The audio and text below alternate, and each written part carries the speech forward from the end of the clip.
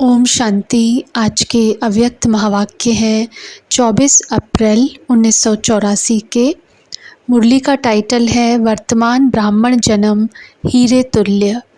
श्रेष्ठ स्वमान में स्थित करने वाले राज्य भाग्य अधिकारी बच्चों प्रति बाप दादा बोले, आज बाप दादा अपने सर्वश्रेष्ठ बच्चों को देख रहे हैं। विश्व की तमोगुणी अपवित्र आत्माओं के अंतर में कितनी श्रेष्ठ आत्माएं हैं। दुनिया में सर्व आत्माएं पुकारने वाली हैं, भटकने वाली अप्राप्त आत्माएं हैं। कितनी भी विनाशी सर्व प्राप्तियां हों, फिर भी कोई न कोई अप्राप्ति ज़रूर होगी। आप ब्राह्मण बच्चों को, सर्व प्राप्तियों के दाता के बच्चों को अप्राप्त कोई वस्तु नहीं, सदा प्राप्ति स्वरूप हो। अल्पकाल के सुख के साधन, अल्पकाल के वैभव, अल्पकाल का राज्य अधिकार न होते हुए भी बिन कौड़ी बादशाह हो, बेफिक्र बादशाह हो, माया जीत प्रकृति जीत स्वराज्य अधिकारी हो। सदा ईश्वरीय पालना में पलने वाले, खुशी के झूले में, अतीन्द्रिय सुख के झूले में झूलने वाले हो। विनाशी संपत्ति के बजाय अविनाशी संपत्तिवान हो। रत्न जड़ित ताज नहीं, लेकिन परमात्मा बाप के सिर के ताज हो। रतन जड़ित श्रृंगार नहीं, लेकिन ज्ञान रत्नों, गुणों रूपी रत्नों के श्रृंगार से सदा श्रृंगारे हुए हो। कितना भी बड़ा विनाशी सर्वश्रेष्ठ हीरा हो, मूल्यवान हो, लेकिन एक ज्ञान के रत्न, गुण के रत्न के आगे उनकी क्या वैल्यू है। इन रत्नों के आगे वह पत्थर के समान है, क्योंकि विनाशी हैं। 9 लखे हार के आगे भी आप स्वयं बाप के गले का हार बन गए हो। प्रभु के गले के हार के आगे 9 लाख कहो व 9 पदम कहो, वह अनगिनत पदम के मूल्य का हार कुछ भी नहीं है। 36 प्रकार का भोजन भी इस ब्रह्मा भोजन के आगे कुछ नहीं है, क्योंकि डायरेक्ट बाप दादा को भोग लगाकर इस भोजन को परमात्मा प्रसाद बना देते हो। प्रसाद की वैल्यू आज अंतिम जन्म में भी भक्त आत्माओं के पास कितनी है। आप साधारण भोजन नहीं खाते, प्रभु प्रसाद खा रहे हो, जो एक एक दाना पद्मों से भी श्रेष्ठ है। ऐसी सर्वश्रेष्ठ आत्माएं हो, ऐसा रूहानी श्रेष्ठ नशा रहता है। चलते चलते अपनी श्रेष्ठता को भूल तो नहीं जाते हो, अपने को साधारण तो नहीं समझते हो। सिर्फ सुनने वाले या सुनाने वाले तो नहीं, स्वमान वाले बने हो। सुनने सुनाने वाले तो अनेकानेक हैं, स्वमान वाले कोटों में कोई है। आप कौन हो? अनेकों में हो व कोटों में कोई वालों में हो। प्राप्ति के समय पर अलबेला बनना, उन्हों को बाप दादा कौन सी समझ वाले बच्चे कहें। पाए हुए भाग्य को, मिले हुए भाग्य को अनुभव नहीं किया, अर्थात अभी महान भाग्यवान नहीं बने तो कब बनेंगे। इस श्रेष्ठ प्राप्ति के संगम युग पर हर कदम यह स्लोगन सदा याद रखो कि अभी नहीं तो कभी नहीं। समझा? अच्छा, अभी गुजरात जोन आया है। गुजरात की क्या विशेषता है? गुजरात की यह विशेषता है, छोटा बड़ा खुशी में ज़रूर नाचते हैं। अपना छोटापन, मोटापन सभी भूल जाते हैं। रास के लगन में मगन हो जाते, सारी सारी रात भी मगन रहते हैं। तो जैसे रास की लगन में मगन रहते, ऐसे सदा ज्ञान की खुशी की रास में भी मगन रहते हो ना। इस अविनाशी लगन में मगन रहने के भी नंबर 1 अभ्यासी होना। विस्तार भी अच्छा है। इस बारी मुख्य स्थान मधुबन के समीप के साथी दोनों जोन आए हैं। एक तरफ है गुजरात, दूसरे तरफ है राजस्थान। दोनों समीप है ना।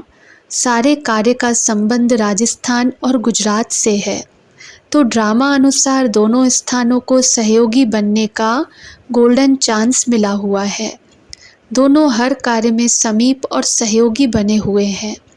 संगम युग के स्वराज्य की राजगद्दी तो राजस्थान में है ना। कितने राजे तैयार किए हैं, राजस्थान के राजे गाए हुए हैं। तो राजे तैयार हो गए हैं या हो रहे हैं। राजस्थान में राजाओं की सवारियां निकलती हैं, तो राजस्थान वालों को ऐसा पूरी सवारी तैयार कर लेनी चाहिए, तब तो सब पुष्पों की वर्षा करेंगे ना। बहुत ठाठ से सवारी निकलती है, तो कितने राजाओं की सवारी आएगी।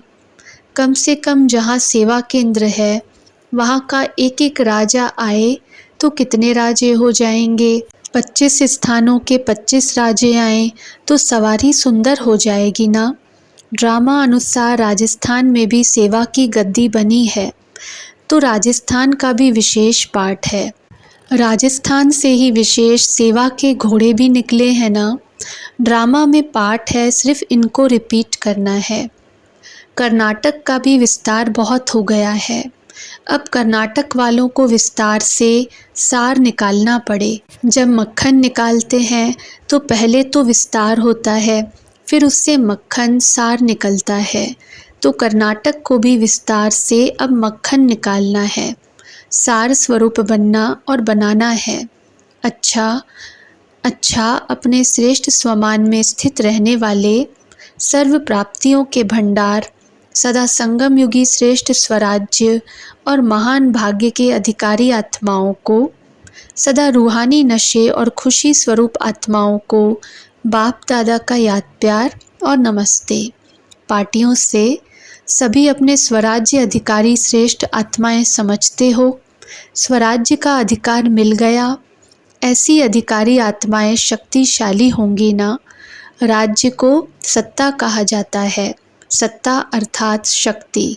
आजकल की गवर्नमेंट को भी कहते हैं राज्य सत्ता वाली पार्टी है, तो राज्य की सत्ता अर्थात शक्ति है। तो स्वराज्य कितनी बड़ी शक्ति है, ऐसी शक्ति प्राप्त हुई है। सभी कर्मेंद्रियां आपकी शक्ति प्रमाण कार्य कर रही हैं। राजा सदा अपनी राज्य सभा को, राज्य दरबार को बुलाकर पूछते हैं कि कैसे राज्य चल रहा है। तो आप स्वराज्य अधिकारी राजाओं की कारोबार ठीक चल रही है या कहाँ नीचे ऊपर होता है। कभी कोई राज्य कारोबारी धोखा तो नहीं देते हैं। कभी आँख धोखा दे, कभी कान धोखा दे, कभी हाथ, कभी पाँव धोखा दे। ऐसे धोखा तो नहीं खाते हो। अगर राज्य सत्ता ठीक है तो हर संकल्प, हर सेकंड में पद्मों की कमाई है। अगर राज्य सत्ता ठीक नहीं है तो हर सेकंड में पद्मों की गंवाई होती है। प्राप्ति भी एक की पदम गुणा है, तो और भी अगर गंवाते हैं तो एक का पदम गुणा गंवाते हैं। जितना मिलता है उतना जाता भी है, हिसाब है। तो सारे दिन की राज्य कारोबार को देखो। आँख रूपी मंत्री ने ठीक काम किया, कान रूपी मंत्री ने ठीक काम किया, सबकी डिपार्टमेंट ठीक रही या नहीं, यह चेक करते हो या थक कर सो जाते हो। वैसे कर्म करने से पहले ही चेक कर फिर कर्म करना है। पहले सोचना फिर करना, पहले करना पीछे सोचना, यह नहीं।